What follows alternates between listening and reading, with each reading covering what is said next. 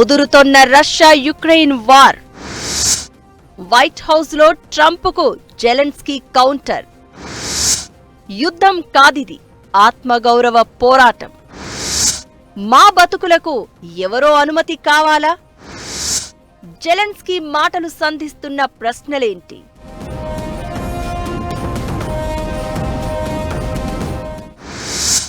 పెద్దన్న బెదిరించడం కాదు కదా, అక్కడ్నుంచి పిలుపు వచ్చిందంటేనే జాగ్రత్త పడుతూ ఉంటాయి దేశాలన్నీ. అలాంటిది అమెరికా అడ్డాకు వెళ్లి మరీ కౌంటర్ ఇవ్వడం, ఇదే మేం అని ధమ్కీ ఇవ్వడం అంటే మామూలు విషయమా? వైట్ హౌస్ లో ఇలాంటిది జరుగుతుందని ప్రపంచం ఊహించని సంఘటన ఒకటి జరిగింది. తమ ఆత్మ గౌరవాన్ని తగ్గించాలనుకుంటే, తమ బతుకులను శాసించాలి అనుకుంటే, ఎదుట ఉంది ఎవరైనా సరే ఇలానే ఉంటుంది అన్నట్లుగా జెలెన్స్కీ గట్టిగా చెప్పేశారు ఓ మాట.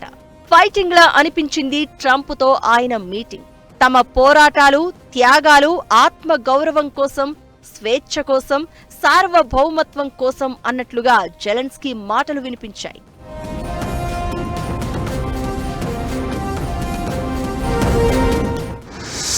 రష్యాతో యుద్ధంలో శాంతి ఒప్పందం కుదుర్చుకోవడం, యుక్రెయిన్లో అరుదైన ఖనిజాల తవ్వకానికి సంబంధించిన ఒప్పందంపై సంతకం చేయడమే లక్ష్యంగా ఏర్పాటైన భేటీ. చివరకు అదేమీ జరగకుండా జెలెన్స్కీ అక్కడ్నుంచి వెళ్లిపోయారు. తమపై రష్యా దురాక్రమణకు పాల్పడితే రక్షణ కల్పించాలని ట్రంప్ మీద జెలెన్స్కీ ఒత్తిడి తెచ్చారు. దీంతో ఇద్దరు అధినేతల మధ్య మొదలైన చర్చలు ఒకరిపై ఒకరు విమర్శలు చేసుకునే వరకు వెళ్లాయి. మీడియా ముందే ఇద్దరు వాదనలకు దిగారు. యుక్రెయిన్ జనాల జీవితాలతో చెలగాటమాడుతున్నారంటూ ట్రంప్ ఫైర్ అవ్వగా, జెలెన్స్కీ ఆన్సర్ తన సిద్ధాంతం ఏంటో, తన వాదన ఏంటో చెప్పకనే చెప్పింది. యుక్రెయిన్ జనాలు ఏం కోరుకుంటున్నారో తెలుసుకోండి అంటూ ట్రంప్కు కౌంటర్ ఇచ్చిన జెలెన్స్కీ, తమ దేశ భూభాగంలో తాము ఉంటున్నామని, అక్కడ ఉండేందుకు మరొకరి అనుమతి తీసుకోవాలా అని ప్రశ్నించారు. ఎవ్వరికీ తల వంచే ప్రసక్తే లేదంటూ ధమ్కీ ఇచ్చారు.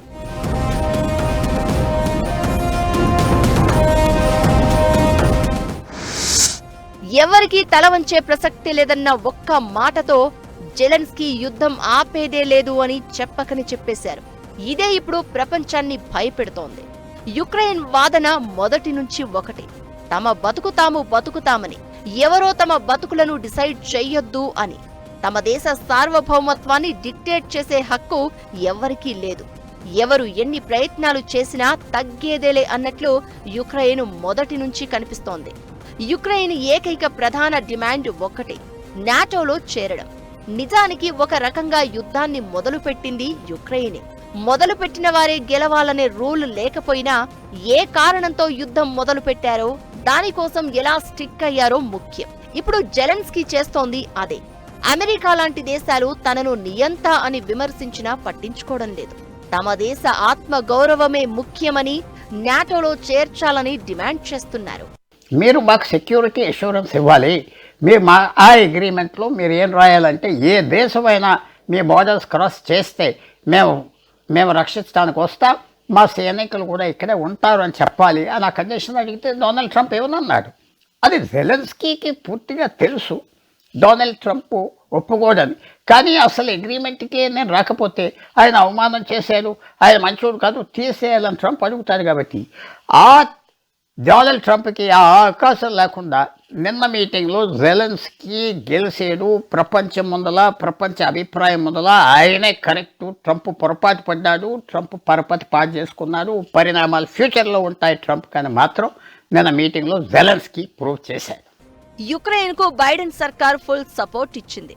3 రోజుల్లో ముగియాల్సిన యుద్ధం 3 ఏళ్లుగా సాగుతుంది అంటే అమెరికా ఇచ్చిన సహకారమే. యుక్రెయిన్ ను నాటోలో చేర్చుకునేందుకు అంతా రెడీ అని అమెరికా ప్రకటన తర్వాత యుద్ధం మొదలైంది. ఇంకా రగులుతూనే ఉంది. అయితే ఇప్పుడు అమెరికాలో అధ్యక్షుడు మారిపోయారు. యుక్రెయిన్ కు షాకులు తగులుతున్నాయి. పుతిన్ కు అనుకూలంగా ట్రంప్ తీరు కనిపించింది. రష్యాతో చర్చల్లో ఈయూను, యుక్రెయిన్ ను కనీసం భాగం చేయలేదు. పైగా దేనికోసమైతే 3 ఏళ్లుగా ఓ దేశం రగులుతుందో ఆ నాటో సభ్యత్వం కష్టమంటూ ట్రంప్ చెప్పుకొచ్చారు. చెప్పింది అగ్రరాజ్యమైనా, పెద్దన్న మాట శాసనమని తెలిసినా వైట్ హౌస్ కు వెళ్లి మరీ జెలెన్స్కీ కౌంటర్ ఇచ్చాడంటే ఆత్మగౌరవ నినాదానికి ఎంతలా కట్టుబడి ఉన్నారో అర్థమవుతుందనే అభిప్రాయాలు వినిపిస్తున్నాయి.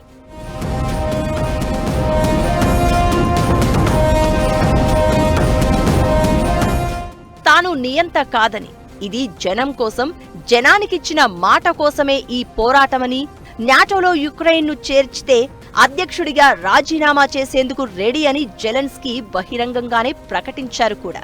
యుక్రెయిన్ ఆత్మ గౌరవం నిలబెట్టేందుకు దేనికైనా సిద్ధం, ఎంత దూరమైనా వెళ్లేందుకు సిద్ధం, ఎవరిని ఎదురించడానికైనా సిద్ధం అన్నట్లుగా జెలెన్స్కీ తీరు కనిపించింది. మరిప్పుడు వైట్ హౌస్ వెళ్లి మరీ రచ్చ చేశారు. అమెరికా సాయం అందడం కష్టమే, ఆ విషయం కూడా జెలెన్స్కీకి తెలుసు. అందుకే యూరోపియన్ యూనియన్ను ఏకం చేస్తున్నాడు. EU సైన్యం అంటున్నారు. ఏమైనా ఆత్మగౌరవ నినాదం యుక్రెయిన్ను జెలెన్స్కీ ఎలాంటి పరిస్థితుల్లోకి తీసుకెళ్తుంది? యుద్ధం ఏ మలుపు తిరగబోతుందన్నది $1 మిలియన్ ప్రశ్నగా మారింది.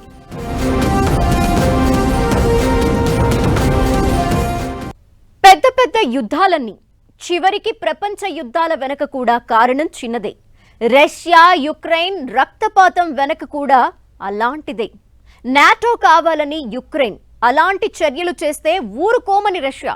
ఇలా పుట్టిందే ఆ యుద్ధం. శాంతి చర్చలకు చర్యలకు సిద్ధంగా ఉన్న పుతిన్ డిమాండ్ కూడా ఇప్పుడదే. అసలు నాటో విషయంలో పుతిన్కు ఎందుకంత కోపం? ఆయన నమ్మిన సిద్ధాంతం ఏంటి?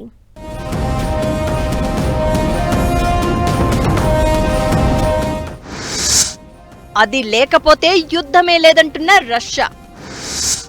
యుద్ధంపై పుతిన్ నమ్మిన సిద్ధాంతం అదే. నాటో విషయంలో సీరియస్ గా ఉన్న పుతిన్. మరి ఈ చర్చల తర్వాత ఏం జరగబోతోంది?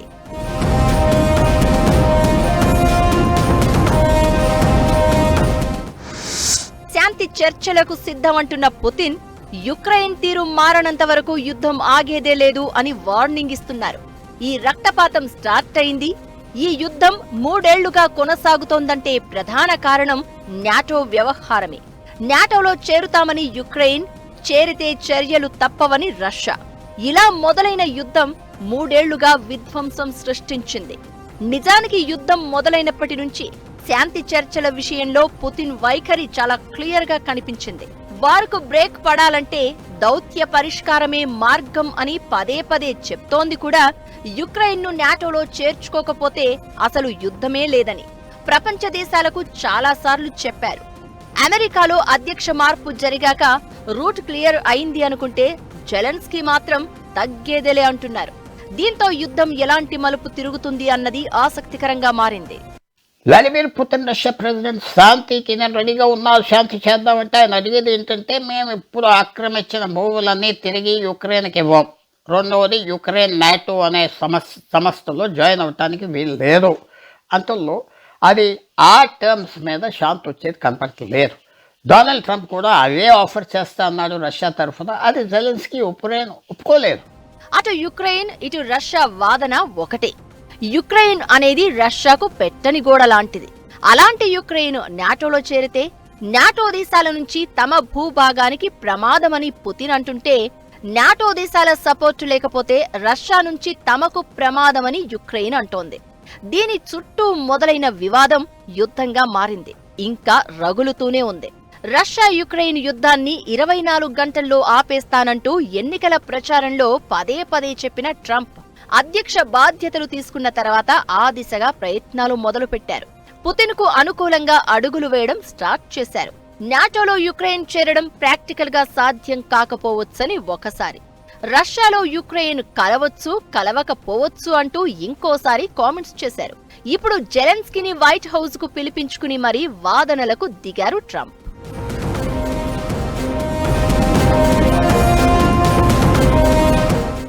నాటో దళాలు ఇప్పటికే ఉత్తరాన బాల్టిక్ రిపబ్లిక్స్ నుంచి దక్షిణాన రొమేనియా వరకు విస్తరించి ఉన్నాయి. 2014లో క్రిమియాను రష్యా స్వాధీనం చేసుకున్న తర్వాత ఈ దళాలను అక్కడ మోహరించారు. ఒకవేళ రష్యా దాడి చేస్తే ప్రతిఘటించేందుకు సిద్ధంగా ఉంచారు. ఇకటు యుద్ధానికి 3 ఏళ్లు నిండినా నాటో మీద యుక్రెయిన్కు ఇంకా ఆశ చావలేదు. నాటోలో చేర్చితే చాలు, అధ్యక్ష పదవి కూడా వదులుకుంటానంటూ జెలెన్స్కీ స్టేట్మెంట్ ఇస్తున్నారు. ఇదే రష్యాకు కోపం తెప్పిస్తోంది. నిజానికి యుక్రెయిన్లో రష్యా సృష్టించిన విధ్వంసం అంతా ఇంతా కాదు. మెజారిటీ భూభాగాలను రష్యా స్వాధీనం చేసుకుంది. అయితే ఇప్పటికిప్పుడు యుక్రెయిన్ను ఓడించి అక్కడ నామమాత్రపు ప్రభుత్వం ఏర్పాటు చేసినా ఏదో రోజు పశ్చిమ దేశాల మద్దతుతో మళ్లీ తిరుగుబాట్లు జరిగే అవకాశం ఉంటుంది. దీంతో అలా జరగకూడదు అంటే నాటోలో చేరాలన్న ఆశలను యుక్రెయిన్ చంపుకోవడమే మార్గం అన్నది పుతిన్ సిద్ధాంతం. అందుకే యుక్రెయిన్ పై దాడులను ప్రపంచమంతా ఖండిస్తున్నా తమను ప్రపంచం ఒంటరి చేసినా పుతిన్ వెనక్కి తగ్గనిది అందుకే. దౌత్యంతోనూ యుద్ధానికి ముగింపు పలకొచ్చని, దౌత్యపరంగా తమ డిమాండ్లు సాధ్యం కాకపోతే వాటిని సాధించే వరకు సైనిక చర్య కొనసాగుతుందని వారు మొదలుపెట్టినప్పటి నుంచి పుతిన్ చెప్తున్నారు.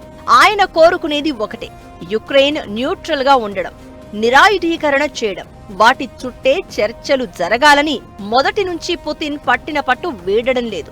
బైడెన్ సర్కార్ హయాంలో దౌత్య పరిష్కారానికి అవకాశాలు లేకుండా పోయాయి. అయితే ట్రంప్ వచ్చాక ఆయన ఓ అడుగు ముందుకేశారు. అయితే ఇక్కడే మరో మెలిక ఉంది. శాంతి చర్చల్లో యూరోపియన్ యూనియన్ ను ట్రంప్ పట్టించుకోవడం లేదు.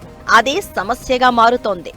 యుద్ధం ఆగాల, మలుపు తీసుకోవాలా అనేది పశ్చిమ దేశాల చేతిలో ఉంది. ట్రంప్ తో మీటింగ్ తర్వాత ఆ దేశాలు ఇప్పుడు యుక్రెయిన్ వైపు మళ్లే అవకాశాలు కనిపిస్తున్నాయి. దీంతో తర్వాత ఏం జరగబోతోందన్నది ప్రపంచాన్ని టెన్షన్ పెడుతోంది.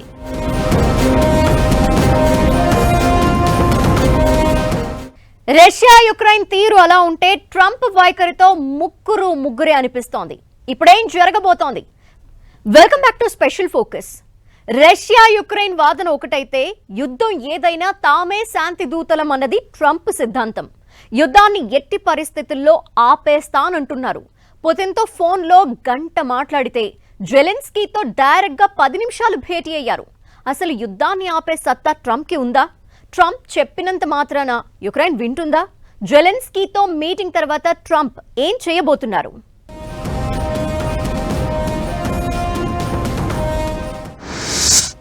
యుద్ధంపై ట్రంప్ నమ్మిన సిద్ధాంతం ఒకటే, వారు ఆపబోయేది తానే అంటున్న ట్రంప్. యుద్ధాన్ని ఆపే సత్తా ట్రంప్కు ఉందా? జెలెన్స్కీతో 10 మినిట్స్ మీటింగ్, ట్రంప్ నెక్స్ట్ ఏంటి?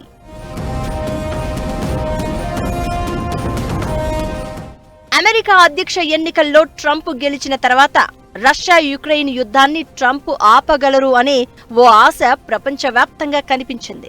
శాంతి దూతనం తామే అని, యుద్ధాన్ని ఆపేది కూడా తామే అంటూ బాధ్యతలు తీసుకున్న ట్రంప్ ఆ దిశగా వేగంగా అడుగులు వేశారు కూడా. అయితే యుక్రెయిన్తో యుద్ధాన్ని ట్రంప్ తమకు అనుకూలంగా ముగించాలని రష్యా ఆశించింది. ట్రంప్ షరతులతో యుద్ధాన్ని క్లోజ్ చేయడం కష్టమని యుక్రెయిన్కు తెలుసు. 3 ఏళ్ల కింద యుక్రెయిన్పై అహంకారంతో రష్యా యుద్ధాన్ని ప్రారంభించింది. 15 రోజుల్లో శాంతి కోసం యుక్రెయిన్ తమను వేడుకుంటుందని నమ్మకంగా కనిపించింది. కట్ చేస్తే సీన్ మారింది. ఏ దశలోనూ యుక్రెయిన్ తల వంచలేదు. తమ పవర్ ఏంటో రష్యాకే కాదు ప్రపంచానికి చూపించింది. జనాలు కూడా స్వచ్ఛందంగా వచ్చి యుద్ధంలో పాల్గొన్నారు. Donald Trump Ukraine Zelensky meeting fail అయిపోయాక అందరూ చూసేది ఏంటంటే ఇప్పుడు యుక్రెయిన్ ప్రజలు ఇంకా బలం చేస్తారా జెలెన్స్కీకి? యూరోప్లో దాదాపు 30 దేశాలు ఉన్నాయి, వాళ్ళు కూడా బలపరుస్తారా? ఈ రెండు బలపరిస్తే వెంటనే యుద్ధం ఆగేది లేదు. యుద్ధం ముందరికి వెళ్ళిపోతుంది. రష్యాను ఏదో రకంగా పోటీ చేయాలని, ఇంకా దెబ్బలాట కంటిన్యూ చేయాలని పట్టుదలగా వస్తే మాత్రం అమెరికా చేసేదేం లేదు. రష్యాతో యుద్ధానికి అమెరికాతో పాటు యూరప్ దేశాల మద్దతు తీసుకుంది యుక్రెయిన్. నిజానికి ఇలాంటి సపోర్టు లభిస్తుందని రష్యా కూడా ఊహించి ఉండదు బహుశా. గెలవకపోవచ్చు, కానీ ఓటమిని ఒప్పుకునేది లేదన్నట్లు రష్యాకు ఒక రకంగా ఓటమిని పరిచయం చేసినంత పనిచేసింది యుక్రెయిన్. బైడెన్ పాలనా కాలంలో యుక్రెయిన్కు అమెరికా నుంచి భారీగా సాయం అందింది. అయితే ట్రంప్ బాధ్యతలు తీసుకున్నాక సీన్ మారిపోయింది. పుతిన్కు అనుకూలంగా స్టేట్మెంట్లు ఇచ్చారు. రష్యా ఆక్రమించిన భూమిలో రష్యా కొనసాగడానికి యుక్రెయిన్ అంగీకరించాలని డిమాండ్ చేశారు. ఇప్పుడు జెలెన్స్కీ వ్యతిరేకిస్తోంది అదే. తమ నుంచి సాయం తీసుకుంటున్న యుక్రెయిన్ తమ మాట వింటుందని భావించిన ట్రంప్కు ఒక రకంగా షాక్ తగిలినట్లయింది. యుద్ధానికి సంబంధించి ట్రంప్ డిమాండ్లకు యుక్రెయిన్ అంగీకరిస్తే అది ఆత్మగౌరవాన్ని తాకట్టు పెట్టినట్లే. యుద్ధంలో చనిపోయిన లక్షలాది మంది ప్రాణాలకు, జరిగిన విధ్వంసానికి సమాధానం చెప్పాల్సి ఉంటుంది. ట్రంప్తో మీటింగులో జెలెన్స్కీ వాదించింది అదే. 10 నిమిషాల్లో వెళ్లిపోయింది కూడా అందుకే. నిజానికి శాంతి నెలకొల్పాలంటే ఖనిజాల ఒప్పందంపై సంతకం చేయాలన్న ట్రంప్ ప్రతిపాదనకు జెలెన్స్కీ బహిరంగంగానే నో చెప్పారు. మరిప్పుడు అమెరికా విధానం ఎలా ఉండబోతుందన్నది ఆసక్తికరంగా మారింది. యుక్రెయిన్ శాంతి చర్చల విషయంలో ట్రంప్ తొందరపడ్డారు అన్నది క్లియర్. ట్రంప్ పవర్ఫుల్ పొలిటీషియనే కావచ్చు. అయితే దౌత్యాన్ని బహిరంగంగా అరుపులు, హెచ్చరికలతో కాకుండా చాలా జాగ్రత్తగా నిర్వహించాలనే అభిప్రాయాలు వినిపిస్తున్నాయి.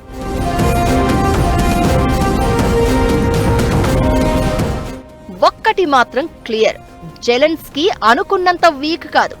యుద్ధం జెలెన్స్కీని అన్ని రకాలుగా మార్చేసింది అనిపిస్తోంది. అమెరికా సపోర్ట్ ఇకపై ఉండదు అని ఎప్పుడైతే ఫిక్స్ అయ్యారో అప్పుడే యూరప్ దేశాల సాయం కోరడం మొదలుపెట్టారు.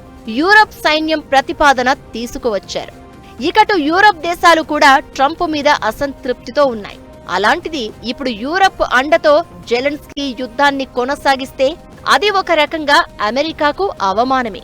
యుక్రెయిన్ ఆత్మగౌరవానికి భంగం అనుకుంటే ఏ విషయంలో తగ్గేది లేదని జెలెన్స్కీ నిర్మోహమాటంగా చెప్పారు. తానే శాంతి దూతను అని చెప్పుకునే ట్రంప్ ఇప్పుడు ఏం చేస్తారు అన్నది ఆసక్తికరంగా మారింది. యుద్ధం ఇలానే కొనసాగితే నష్టపోయేది ట్రంప్ కూడా. మరి జెలెన్స్కీతో మీటింగ్ తర్వాత ఆయన ఎలాంటి మార్గం ఎంచుకుంటారు అన్నది ప్రధాన ప్రశ్న. ట్రంప్ జెలెన్స్కీ మీటింగ్ తర్వాత ప్రపంచ వ్యాప్తంగా భయాలు పెరగడమే కాదు, పరిణామాలు వేగంగా మారిపోతున్నాయి. ఇంటికి నట్టింటికి వెళ్లి మరి ట్రంప్తో వాదన పెట్టుకున్నారు జెలెన్స్కీ. ఇదొక రకంగా ట్రంప్ టెంపరితనాన్ని టచ్ చేయడమే. దీంతో ఈ మీటింగ్ ఎఫెక్ట్ ఎలా ఉండబోతోంది, ఏం జరగబోతోంది? యుద్ధం మరింత ముదరడం ఖాయమా? ట్రంప్ చెప్పినట్టు 3వ ప్రపంచ యుద్ధం ఖాయమా?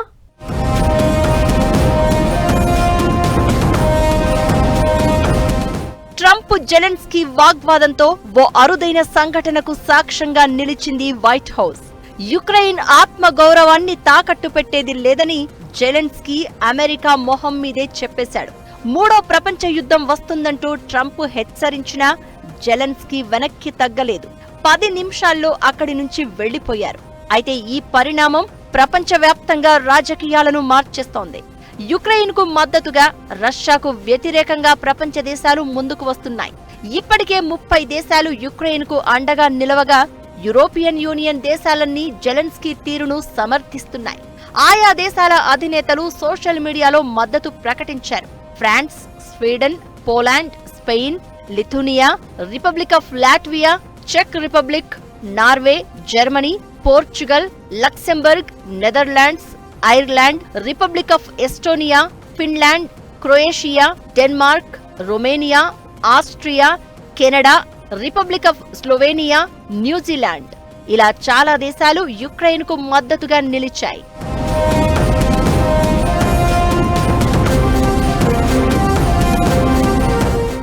అయితే కండిషన్స్ కు అంగీకరించి యుద్ధానికి బ్రేక్ చెప్పకపోతే 3వ ప్రపంచ యుద్ధమే అంటూ ట్రంప్ చేసిన కామెంట్తో ఇప్పుడు ప్రపంచవ్యాప్తంగా భయాలు కనిపిస్తున్నాయి. ట్రంప్తో మీటింగ్ తర్వాత రష్యా వైల్డ్ గా రియాక్ట్ అయింది.